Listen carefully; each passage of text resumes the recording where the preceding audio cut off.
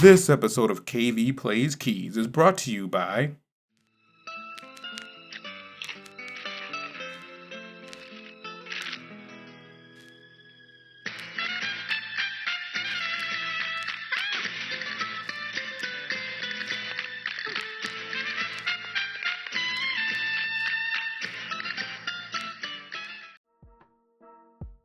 Welcome to How KV Plays Keys, helping you get more out of your keyboards. There is nothing like playing with live horns. But more often than not, this is the brass section. Here are my tips for creating great brass sounds. Tip number 1, choose your brass to match the song. Tip number 2,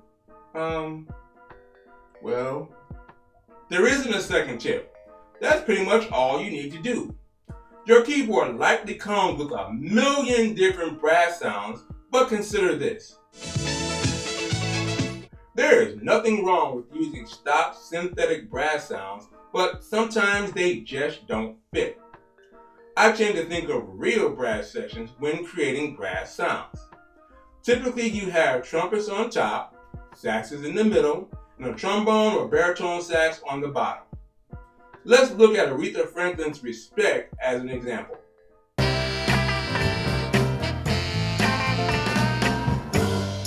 What you want, baby, I got.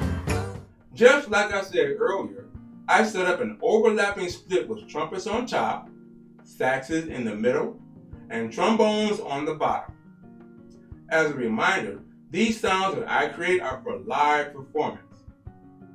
Sometimes I walk the line between realistic and what feels right. I am completely influenced by how different horns sound when on stage under bright lights during a high-intensity performance, as opposed to played solo in the quiet of a studio environment. For example, I have a realistic single trumpet sound that I use on Michael Jackson's Rock With You.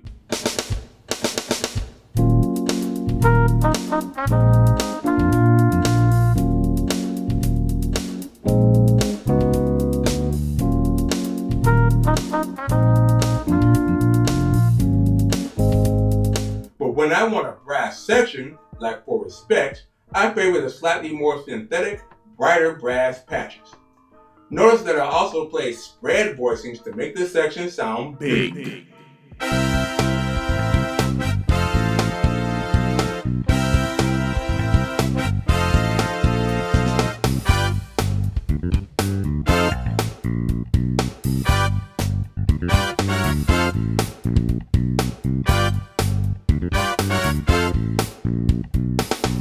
Without going into a lot of detail, I needed to use a similar idea to play Beyonce's Crazy in Love, but I only had half my keyboard to work with.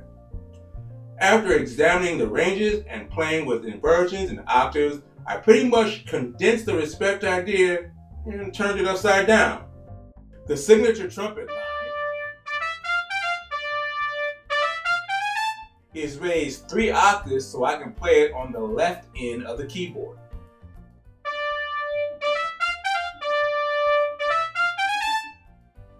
And then I add an alto sax section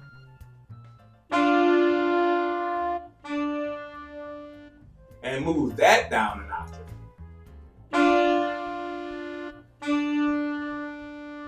Lastly, a tenor sax section.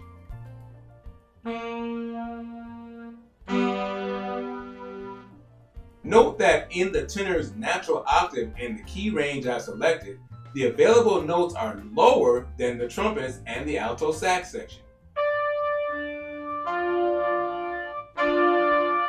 This allows me to play a B-flat triad in first inversion, but it sounds like it's in root position.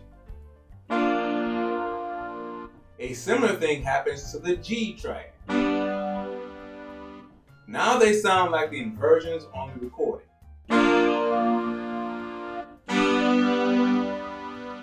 The hits in the verse I play as a D minor triad in second inversion. Combined with the octave transposition, even though the lowest note I physically play is the trumpet A,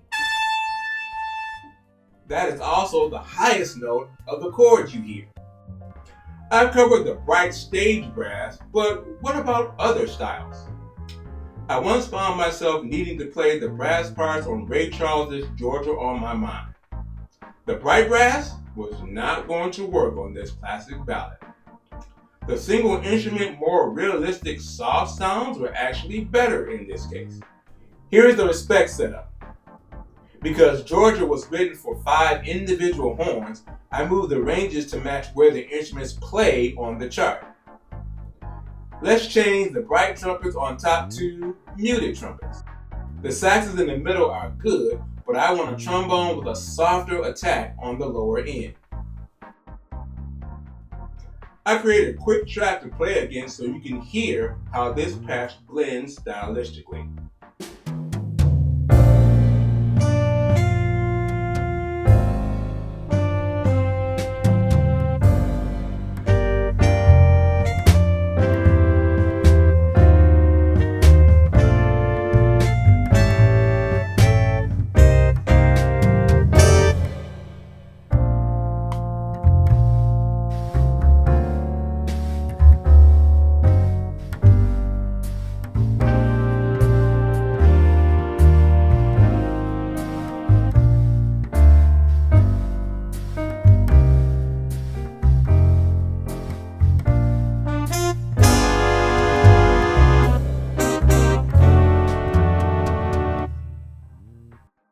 Here's one last idea on creating great brass sounds.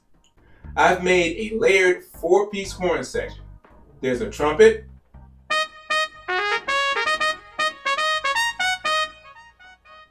an alto sax,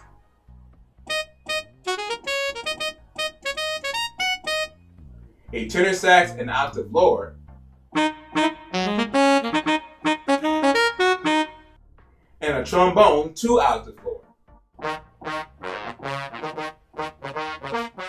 This makes a really rich sound for playing octave-based single horn lines.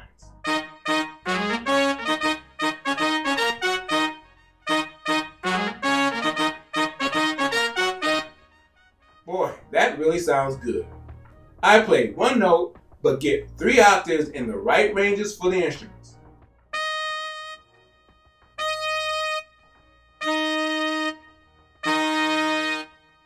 But as soon as I play a chord, it's too thick, bordering on muddy.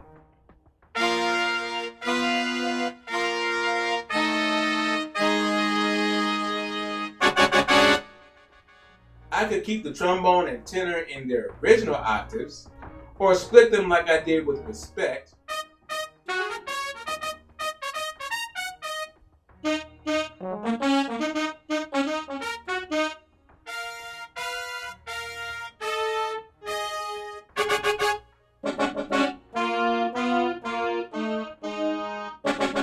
But either way, you lose that multi-octave feel on the unison parts, or you get instruments playing notes outside their normal ranges. This is what the Roland SRX2 brass card addresses. With these same instruments and the proper settings, it scans the keyboard to see what I am playing. If I play single notes, I get multiple octaves.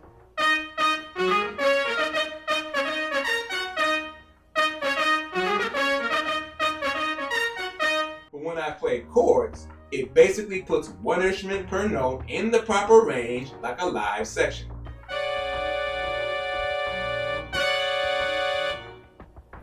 The problem is that it's limited technology. It's a great idea, but it's limited to the 4 or 5 brass sounds on the card. I really wish I could use that tech across the whole synthesizer. For example, the trumpets on the cards are good, but I would love to use the trumpet sounds from the Respect setup in some situations. And what if I could set the ranges just like I could with any other split? Or throw in other sounds like a flute or a guitar. For some reason, this technology only seems to have been made on the one card, which is no longer available, and on Session Horns Pro from Native Instruments, to an extent. Maybe one day. I'm going to cover plugins in a later video, but since I already mentioned Session Horns Pro, I thought this would be a good time to show the difference between built-in synth brass and the nearly unlimited sample power of using computer plugins. I've made the same Respect, Georgia, and Superstition setups using the Session Horns Pro plugin. Listen to the differences.